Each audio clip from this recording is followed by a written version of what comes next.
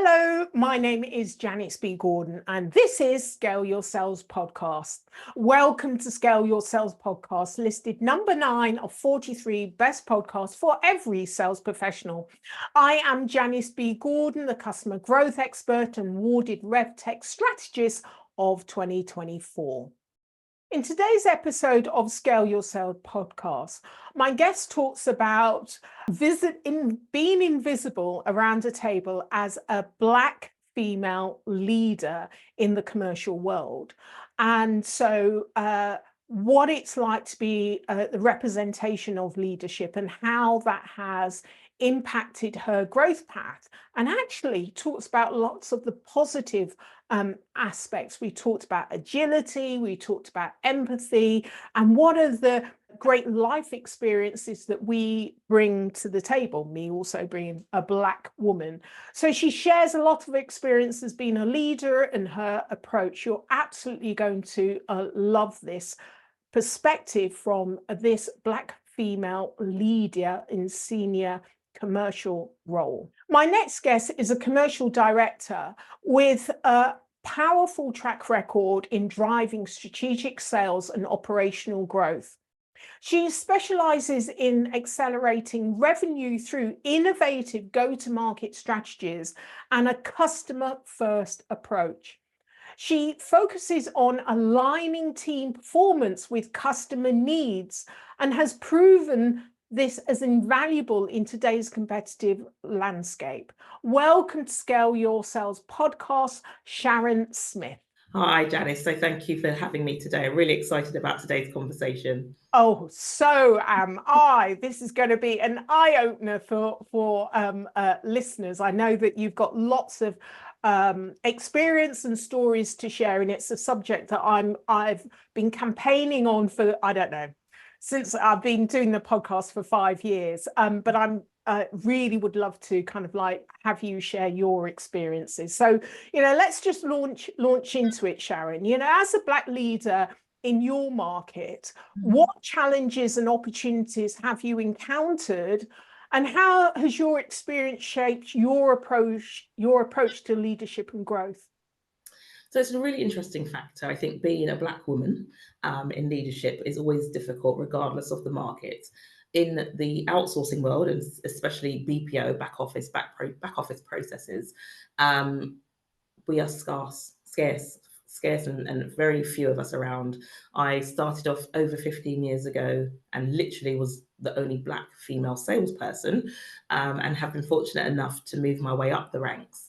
I suppose the usual issues come with it, which is, being heard, taken seriously, overlooked in a conversation. You say something in a meeting and it gets overheard, but when someone else says it, all of a sudden it's the greatest idea in the world. So it has been challenging, but I think it's one of those things where I've been Black and a woman all my life, been in business for long enough to be able to just overcome that and learn different techniques and ways to overcome those challenges and basically make yourself heard and taken seriously in those circumstances. I mean, it's really interesting you say about being heard, and that's kind of like being invisible, isn't it? Really, like it was never said. I hear this a lot from women. If you're, and I've certainly experienced it, but if then you're a Black woman, you're doubly invisible. That couldn't have come out of your mouth. And, according to McKinsey, diversity wins reports, they say that the higher diversity, if diversity is 36% or more likely to outperform less diverse peers financially. So, how do you overcome? What's been your experience of kind of breaking into leadership and breaking through that invisibility? What is really interesting, I think I'm in a company right now where I am seen and heard, and I think they're finally seeing the benefits of different backgrounds. I think I'm the first person of colour on the UK board within CPM, and I think it's interesting some of the comments I make or some of the ideas I have. And I think I completely agree. I read that same report by Forbes, and you always think to yourself, why is that the case? But my theory also is the more different voices you have in a room, the higher the chance of getting the right solution for your customer. I think if we're all saying the same thing and all agreeing with the same thing, you're always going to have the same answer. So I think diversity is key, not just for Black women or for women at all. It's, you know, different backgrounds, different financial backgrounds, history backgrounds. We always look for people with, oh, we need someone with a sector or an industry background to join the company. Well, why? I'd rather have someone who's got the skill set but comes from a completely different background, because you can learn so much. So it's challenging. I overcome it by obviously trying to be as professional as I can, either repeating myself. You always have to try and avoid being stereotypically grouped as, you know, necessarily an angry Black woman, or, you know, oh, she's very loud, or whatever the case may be. But on the same note, you should be comfortable enough to be yourself and learn a good way to express yourself. I think, you know, you make a really interesting point, because, you know, as consultants and in sales, we're all becoming consultative and consultants. The real benefit that we bring to our customers is that because we work in different, well, certainly for me, I work in different industries, to your point, having different experiences. You're able to bring, oh, you know, I worked in Formula One, they did this and they did it this way. You know, perhaps, you know, you could consider, you know, doing, you know, thinking about this. So you're always bringing new ideas that are not, it's just that not invented here, not invented in our organization. So you're able to kind of spread the benefits of having that diverse experience with your customers. It makes you a better consultant and better at consultative, because you're not limited. You don't work within the barriers, you know, on the parameters. Yeah, you can bring in all these different ideas around, you know, oh, they tried this here. And I think that's one of my strengths just generally. And I think one of the reasons why I've done so well in my career is because I apply experiences. For example, I run a netball club. I apply experiences I learned from that environment to work, or my work environment to netball, or, you know, some of my Black experiences or my carnival experiences. I think having a diverse life, because of my, you know, my demographic and just my personality, you're able to bring so many more things, much more to your conversation. You know, I can talk about a certain linear process, but I think it's much more interesting if you bring a few different flavors in, because one, how do you differentiate yourself from the market? And two, if you keep doing the same things, you're always going to get the same results.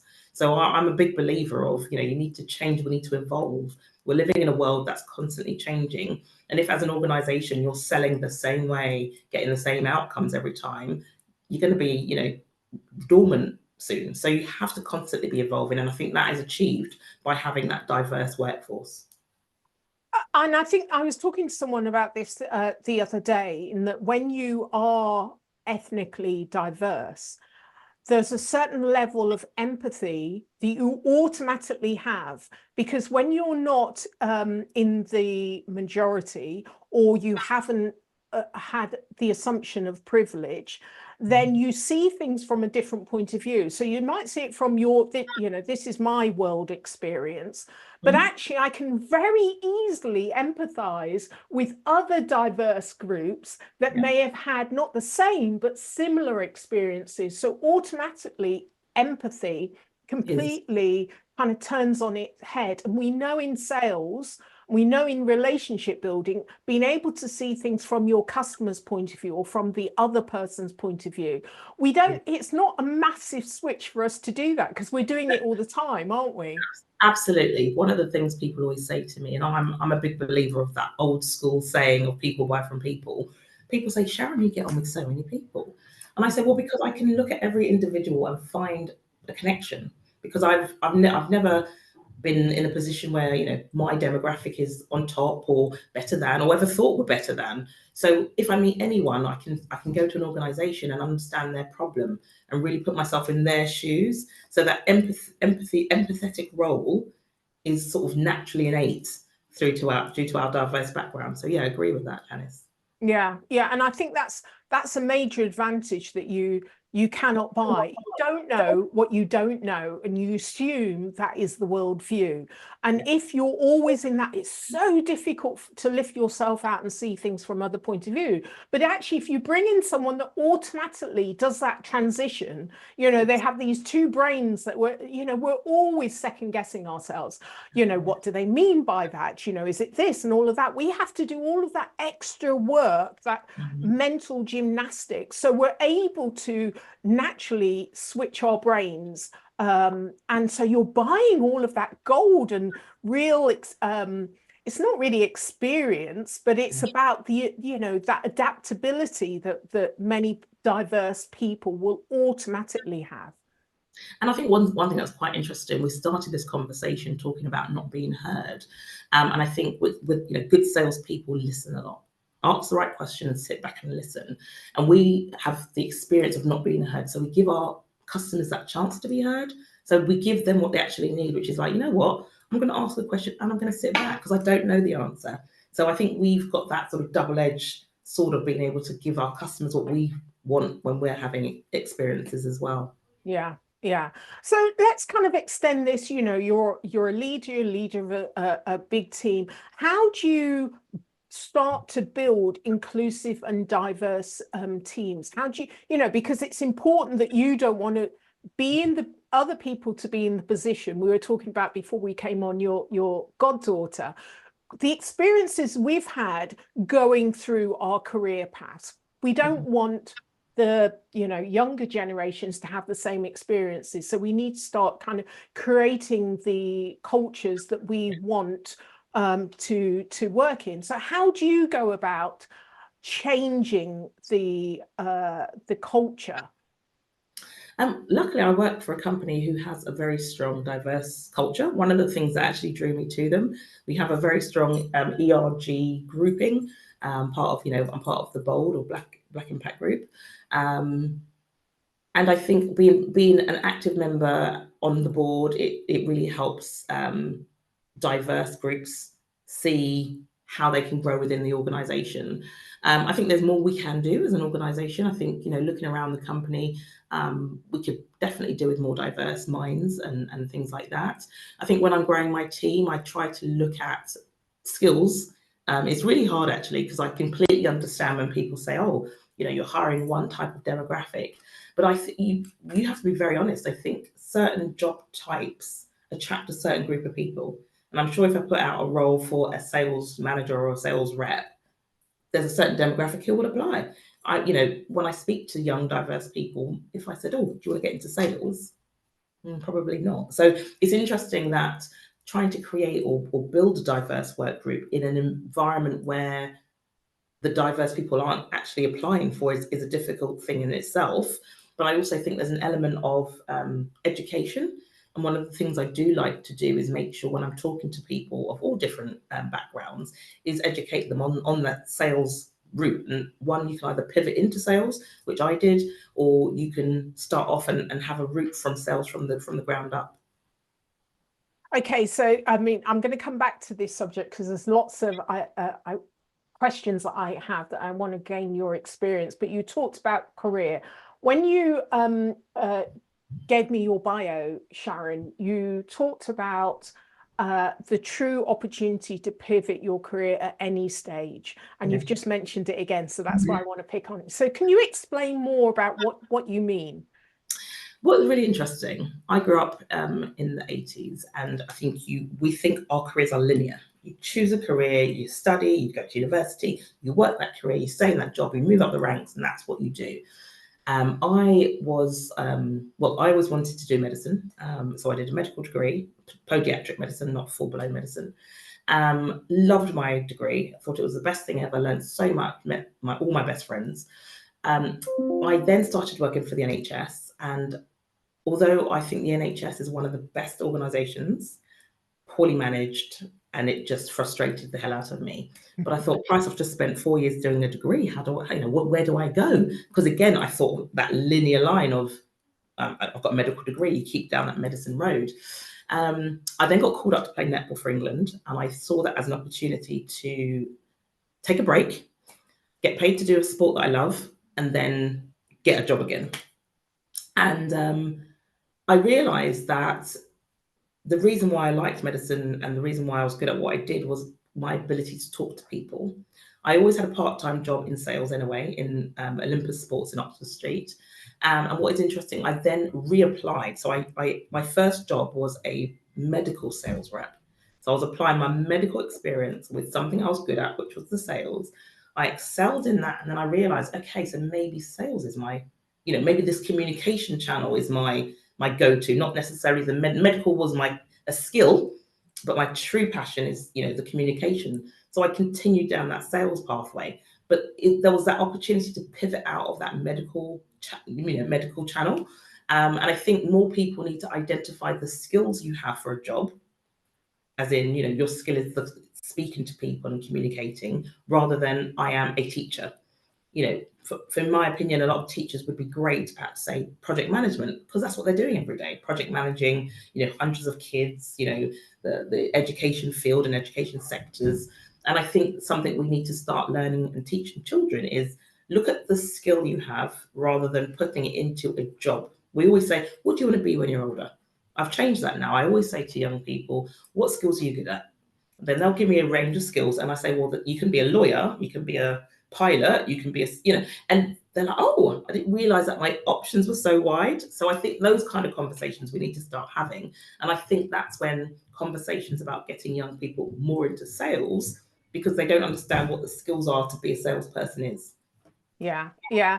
And I think the great thing about sales, if you're, quota carrying, then that is a direct route into board level positions. You understand so much more about running a business than if you came from HR. I mean, people are involved in the business, but you really need to understand the income generating, revenue generating aspects of any business if it's going to survive. And I really love your idea of really focusing on, where your skills are and then matching them up to sales. There was some research done in America about this very area that you're talking about, and they identified that teachers were great at sales. I was also doing some training last week, and this was a European colleague who talked about he only ever recruits women that are returning to work, women returners, because they're great at sales. They're hungry. They do it in half the same thing. They hit quota. They do it in half the time, because their focus isn't, I mean, they're great, nurturers, communicators, but they're no nonsense. They've got to go home and pick up the baby and do all of these things. So they do it in half the time. They always hit quota. They do the job, they go home, and it's not their all they're everything, but literally they are just so efficient, he says. And it's really interesting what you say there, isn't it? It's that diverse work group, and it's a work group that most people tend to shy away from, don't they? Because they think, oh, you might be called in for the baby's sick or whatever, but I'm still going to get my job done. So don't worry about if my baby's sick, because I will still get my job done. And guess what? I'll get that done quickly, like you said. So it is really interesting, that group of people. Yeah. So I'd like to understand, have you experienced, you've talked about this company and that's what attracted you, but, in your career, talking about your career, have you encountered systemic barriers? And if so, how did you kind of dismantle them? I often say to people, you either go over, go under, go around, or you leave.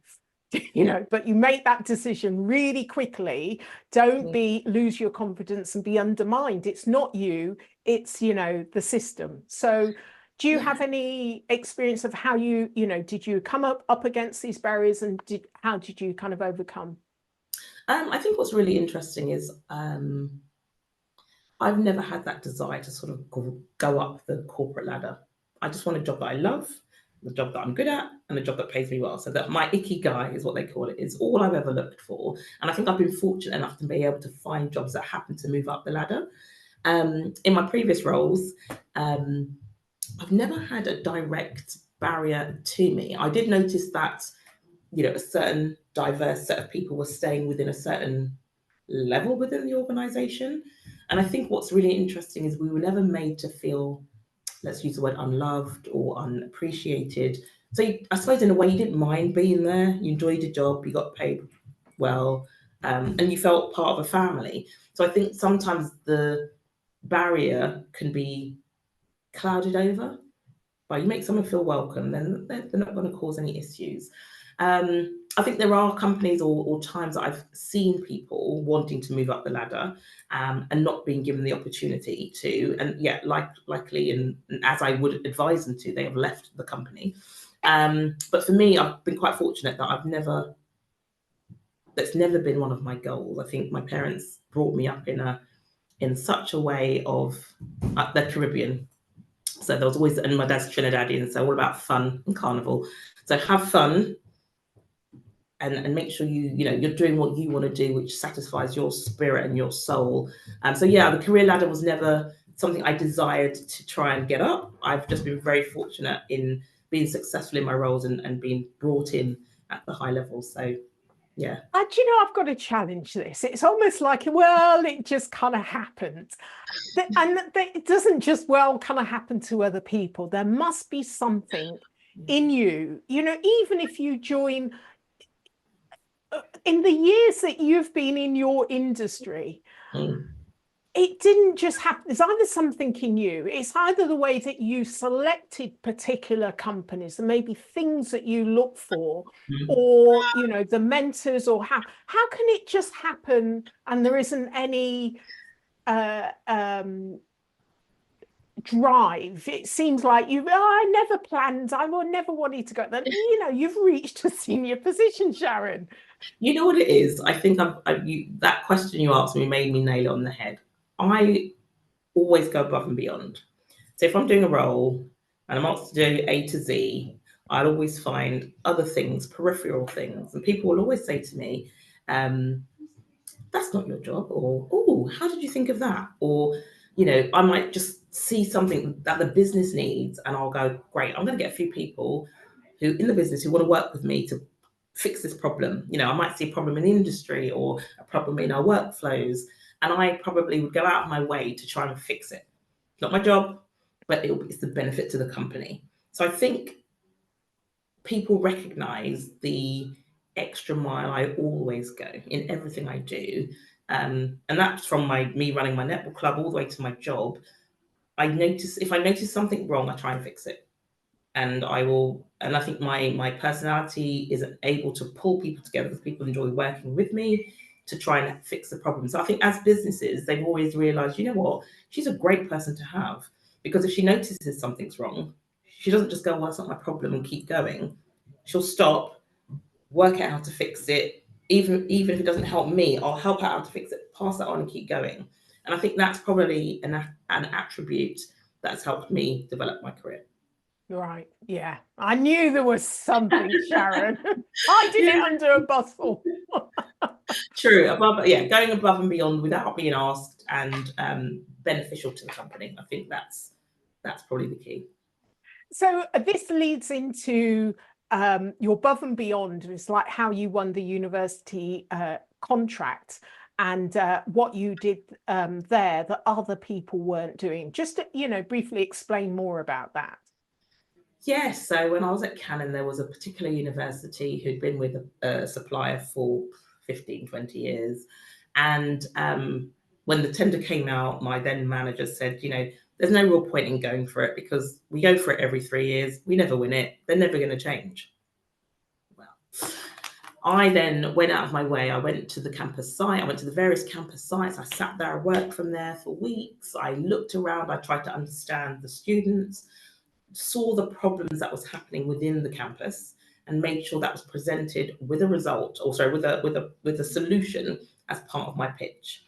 And what was relayed back to me after I actually went and won it was, you identified things to us that are incumbent for 20 years have never mentioned.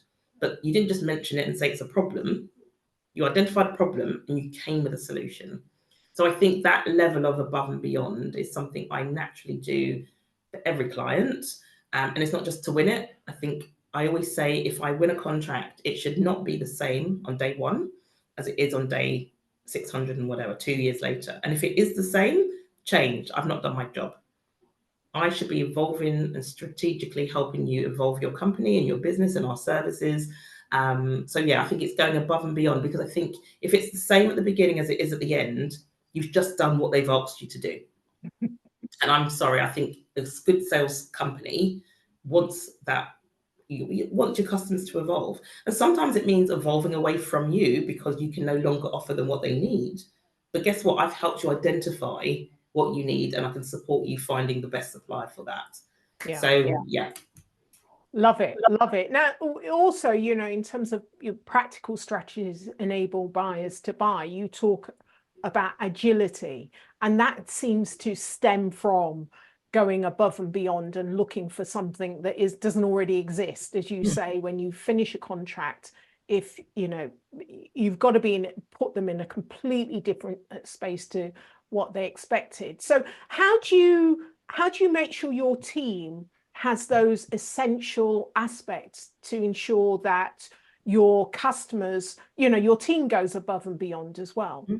Yeah, I think, you know what, there's so much information. We live in a generation of information. If we're not doing research, I mean, the number of either newsletters, seminars, webinars I sit on, podcasts I listen to, including your own, Janice, to help improve my own skill sets, to understand what's happening in the market, in different industries, what's happening in the future. Gartner do some great stuff about what's happening in the next 5 years, next 10 years. You need to ensure that you're constantly updated with information within your customer sectors, within specific industries, within the sales techniques, and you know what works, what doesn't work. And I think that's one of the key things I'd always recommend for anyone to be successful.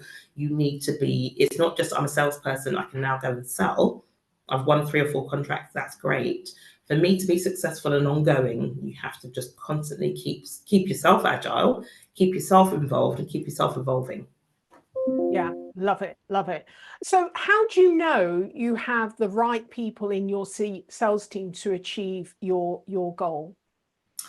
I think a good sales team, I think a lot of people are, so again, I'm going to go back to the netball analogy. I love sports. And, you know, you think that if you had the best 7 people on the court, you'd always win every game. And again, I can go back to an experience where my then netball team were 7 people, or 10 of us, who weren't playing at Super League or England. We were just 7 players who knew each other very well, who knew our roles within the team. And we were able to get all the way up to the top 12 teams in the country. And people were like, well, none of you lot are in England, none of you lot are X in or Y in. But we knew each other, we knew our roles, we had a very clear role, we did our roles well. And I think a strong sales team doesn't necessarily need, you know, a team of all the same type of characters. We all need a certain skill set, but we all need to bring something different. So someone needs to be really good at detail. So we can give that person to just, oh, can you just read over this proposal or this presentation for me? Someone maybe that's a bit more creative. So when you're sitting down as a team, you're all bringing different ideas to the proposal and the pitch, and you know, the solution design for that customer. So I think that's one of the key things when you're building a team is don't always look for the same type of person. You need a team of people who have the right skills to sell, but a different set of underlying capabilities. So how do you know that you have the right balance? Because you know, they've got the skills to sell, but those underlying core competencies or traits, and some of them are implicit. So it's difficult to pick up well, you can't pick them up in interviews and you know, CVs and things. So how do you know, what are those things that you look for that are not the sales skills that are really important? Yeah, it is interesting. I think within the interview process, you can ask certain questions or ask them to deliver certain things, or just literally throw an idea at them and see how they respond. Things like being creative, thinking outside the box. You can tell when someone comes with a standard sales response and you think, yeah, okay, you're good at reading and retaining information, great. And it is difficult. Sometimes you need to see previous work they've done. Again, I always ask potential clients to present to me, so you can look at their different skill sets and things like that. But it is a tough one. I tend to go back to my network. I think it's really good to work with people you've worked with in the past, or recommendations. Yeah, yeah. Yeah, I find this really interesting how different leaders select, because there isn't a leader that I have met that hasn't made a bad sales hire. Or, typically, like you go into a team, you're inheriting a team, you're inheriting all the bad habits created by others in the past, and you've got to quickly assess what you've got, what you can do. Meanwhile, as a leader, you need to deliver. Yeah. And I think what's interesting, I think, inheriting a sales team who you might see, we are lacking this skill set. I think with my experience and I think I'm quite agile.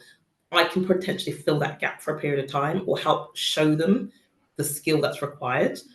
Some people are just naturally, that's not their passion or that's not their comfort zone. So you think, well, okay, on my next hire, that's a skill I need to bring in, and that's something you hone and looking at. Otherwise, sometimes people adapt quite nicely and learn because it's never been shown to them before. They've not been able or felt the need to develop that skill. So I think inheriting a team of people can be challenging, to say the least. Yeah. I mean, we've talked about this. This is why, we have when I do my keynotes, I often talk about that foggy crystal ball. You don't know what you've got, and it takes a while to work it out. And you can only work out what you've got by the mistakes the team makes, and that's costing you. So it's a really, challenging and tricky process, isn't it?